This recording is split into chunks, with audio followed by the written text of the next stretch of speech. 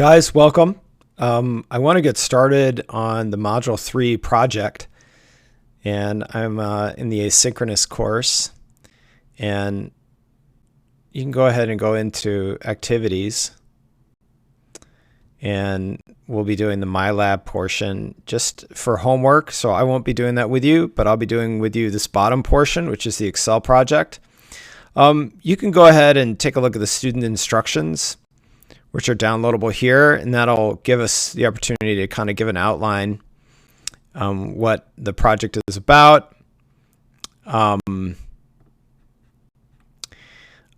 really dealing with the idea of frankly, of discrimination, where there is discrepant pay between groups of different genders. And in our case, we have a fictitious corporation called Mel, and they're being brought to court by a complainant. A complainant is a class or a single person who has a complaint, and they are suing Mel. And this is a fictitious organization. It's not a real lawsuit. It's just something we're going to do as an exercise. And we're being asked to be the data analyst for this project. We're not suing anybody. No one is suing us. It's just a way to look at data. It's just a backstory.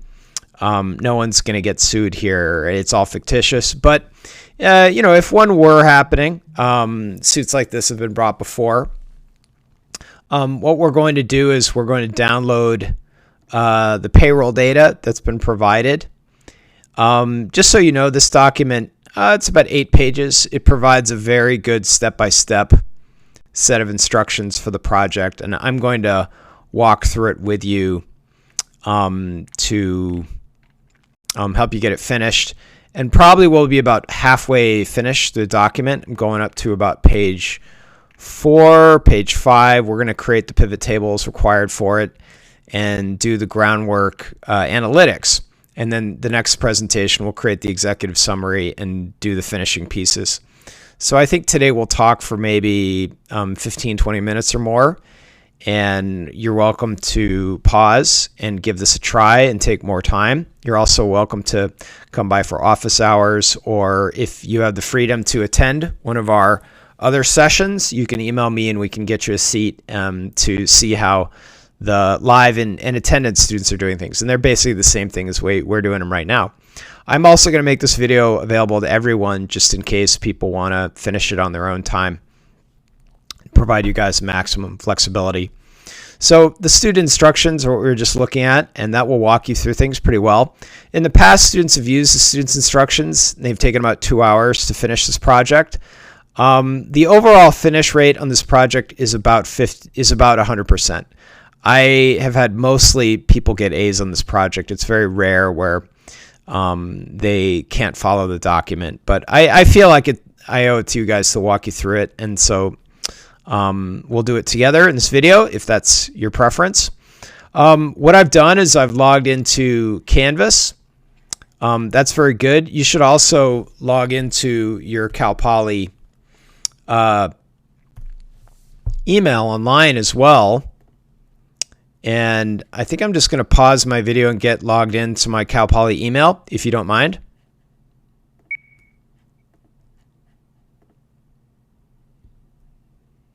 Perfect, thank you. I just want to take a minute to show you, this is your online email. You probably have it hooked into your phone. What I like a lot about our system is it provides all the basic Office apps right inside of your email, right inside your browser. So you can go ahead and click on the Excel. Frequently I have students who come to me and say, can I do it in my Mac version, or can I do it on my Windows version where it's on their desktop, such as this? I think Excel is my favorite application that I use on my Windows, in addition to Visual Studio Code. These Office apps are a huge motivation for people to use Windows. For this assignment, you're not going to be using the desktop version of Excel. I'm going to have you use the browser version. The desktop version, there's nothing wrong with it. It's one of the great pieces of software. For the Mac people, I find that it's very different than the web version that we're using. And I additionally want to be inclusive to the Chrome people. I'm a Chrome person as well. I use the Chrome desktop. I have for a number of years. It's a great system. And I want it so that, a student can go to Target, get a $200 laptop, and get a 4.0 at Cal Poly. That's a wonderful combination of, cash in, value out. I'd love for somebody to use the most accessible piece of hardware and get the same outcome as the gorgeous, the $1,000 Mac. I love the Macs. I also have Macs here too. But the browser offers everybody a unified experience, and that is extremely valuable to us. So that being said, let's go back to Canvas and let's go ahead and get the sample data set. So we're going to download that from our Canvas. Again, you'll see I'm using the 05.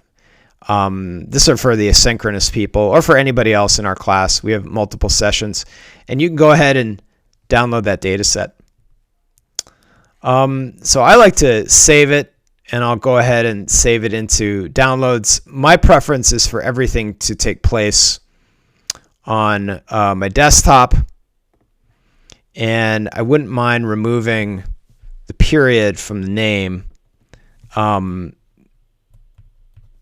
Periods are confusing to operating systems. So that sample data set will go down to my desktop. I don't want to do this part too fast, but the trick is to upload this now to my online Excel. So I think I can create a new one by uploading it. And so I wouldn't mind shrinking that. And I think I can just drag it online. So I've got my file browser, and let's get down to a desktop. The idea is similar between Windows, Mac. That's our sample data set. Let's go ahead and drag that into OneDrive. I find that OneDrive needs to have a lot of these ad block applications turned off, and sometimes they don't work until these elements are allowed. So if yours does not initially work,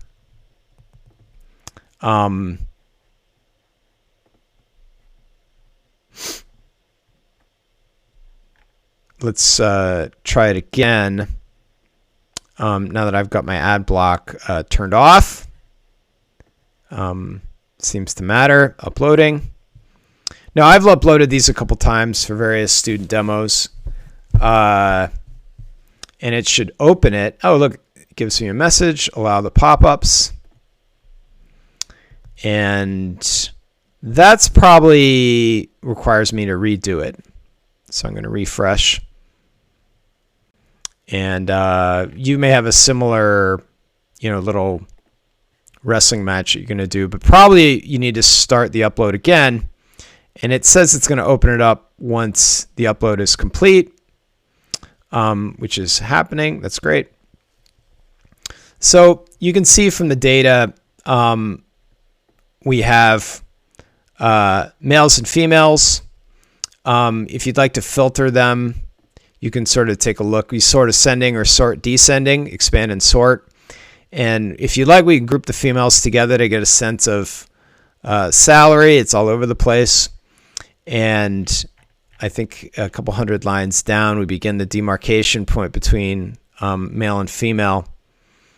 In my other video, we go through binning the male and female, which involve renaming this to census. I go Control A, then census, return. And then in the other video, I actually create two groups where I create a males sheet. Pardon me for moving quickly, but it's a video, so I get to move fast. Keep your interest. It's okay if you're taking it slow. I like to go slow. And typically I would copy, all the female, entries, and then all the male entries, and go Control C and then copy them all over into respective males and females. In this tutorial, I'm going to do it a little bit differently because there have been some innovations in Excel that allow us to kind of skip some steps, and we're going to take advantage of that. So inside of Census, we're going to go into Insert and Pivot Table. Pivot Table, you can see within the documentation, is a critical analytic tool that allows us to slice and dice the data. So the data has many dimensions. It has gender, it has occupation, it has the salary that people have, it has the various evaluations of their work, termination date, when they're hired, date of birth, the person's age. And then just by looking at the data, in order to solve this problem, we really need to engage with, did the organization hire people based upon their respective gender? And have they favored one gender versus the other gender in terms of hiring decision? And so we'll go in and we'll say, let's